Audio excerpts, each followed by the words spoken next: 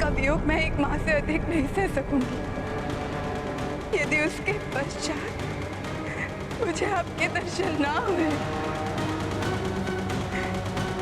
तो मैं अपने प्राण त्याग दूंगी।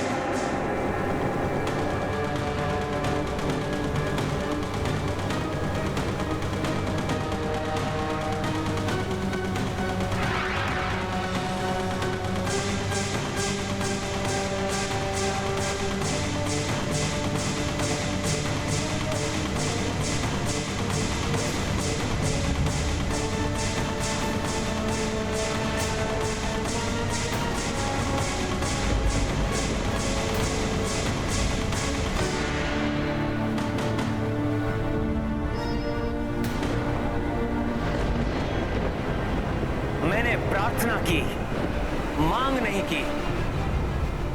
मैंने श्रद्धा पूर्वक विनती की, आदेश नहीं दिया। मैंने पूजा की, कठोरता नहीं दिखाई।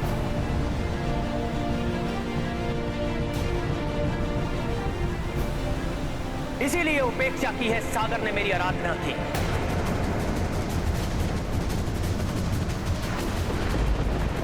मेरी पूजा और श्रद्धा का कोई सम्मान नहीं है सागर की दृष्टि में।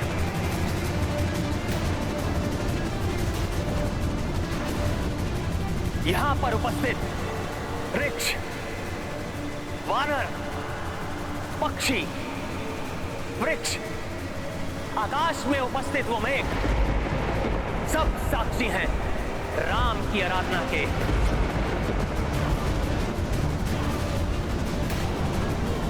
राम के उस विनम्र निवेदन के जिसे ठुकराकर सागर ने अपनी निष्ठुरता का परिचय दिया है।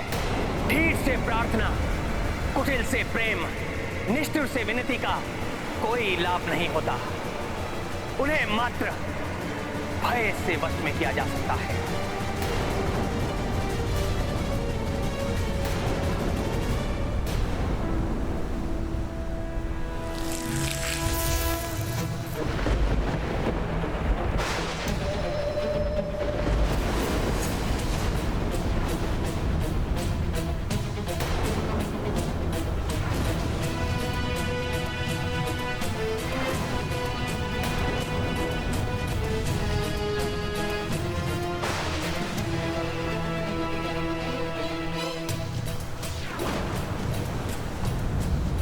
आज तक इस जगत ने राम की उदारता देखी है, अब ये निष्ठुर सागर देखेगा राम का कोप। सत्य है सागर, भय बिनु हो ही न प्रीति।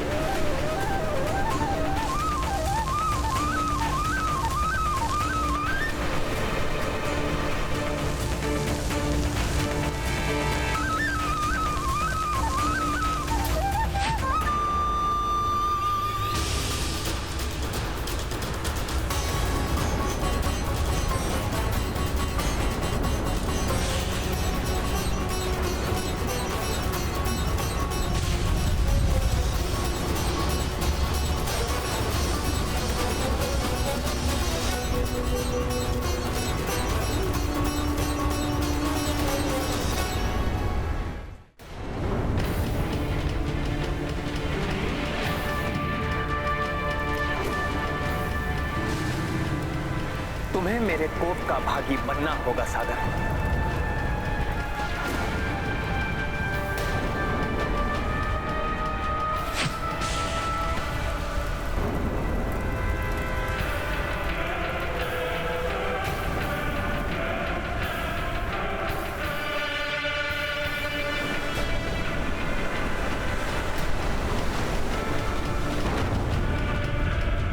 हे निष्ठुर सागर, बहुत घमंड है ना तुम्हें अपनी इस विशालता पर।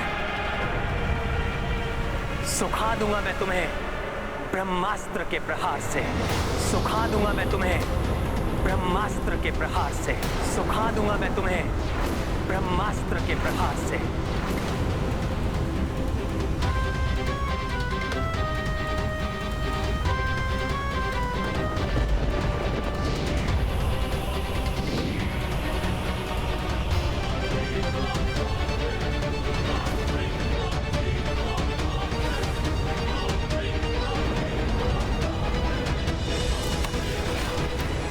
यात्रा सफल हो, मंगलकारी हो मंगल मूर्ति हनुमान। समुद्र देव ने तो मुझे प्रभु के कार्य में सफलता का आशीर्वाद दिया था, किंतु ये तो अनर्थ होने जा रहा है। क्या करूं मैं, कैसे रोकूं प्रभु को?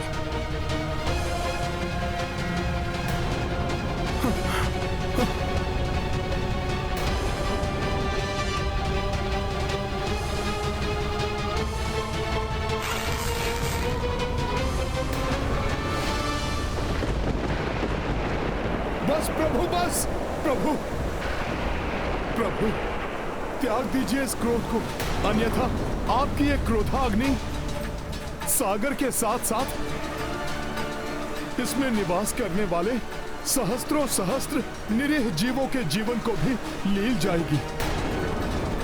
हाँ भैया, आप जैसे संयमी महापुरुष को मात्र इस सागर के हट के कारण इस प्रकार क्रोधित होना शोभा नहीं देता। हाँ प्रभु, अवश्य ही समुद्र देव की कोई विवशता रही होगी, इसीलिए उन्होंने दर्शन नहीं दिए। अन्यथा जब मैं माता सीता को ढूंढने जा रहा था तो स्वयं समुद्र देव ने आकर मुझे सफलता का आशीर्वाद दिया था। हम शीघ्र ही समुद्र लांघने के लिए कोई अन्य विकल्प ढूंढ लेंगे प्रभु।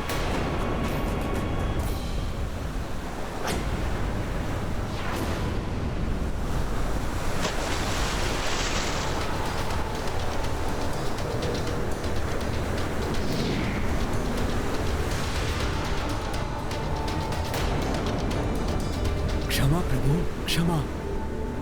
हे दया के सागर, हे करुणा निधान, विलंब से उपस्थित होने के लिए मैं क्षमा प्रार्थी हूँ।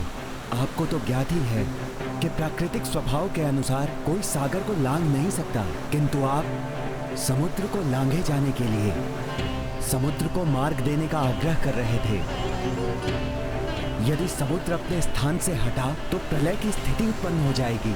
इसका क्या उपाय हो सकता है? इसी सोच विचार में लगे होने के कारण से विलंब से उपस्थित हो पाया मैं।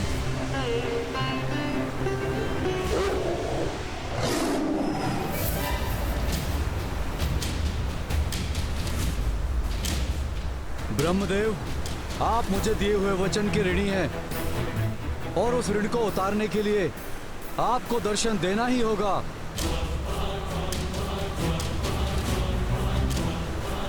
आपकी क्षमा प्रार्थना तो उचित है, किंतु मुझे अपनी सेना के साथ सागर के पार लंका जाना है। यदि ये आपके स्वभाव के विपरीत है तो आप ही इसका समाधान बताइए। समाधान तो आप साथ ही लेकर आए हैं प्रभु।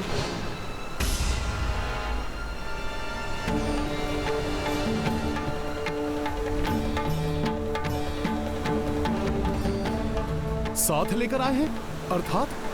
हाँ हनुमान, आपके मित्र नल।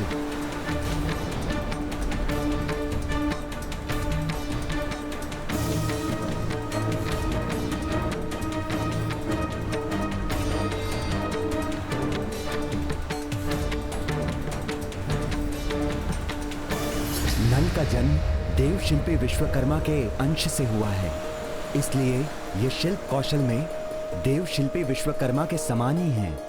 अतः नल कुशलता से सागर पर सेतु बांध सकते हैं।